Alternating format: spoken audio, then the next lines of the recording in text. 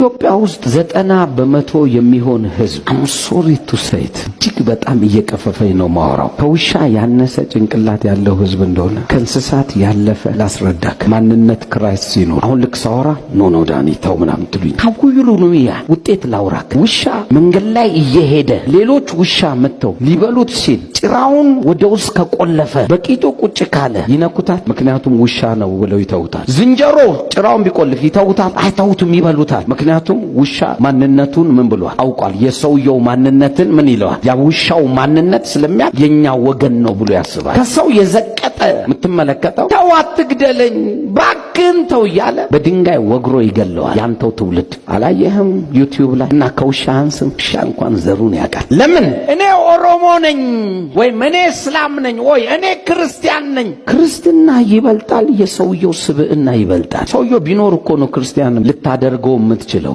ሰውየው ቢኖር እኮ ነው እስላምም ልታደርገው የምትችለው።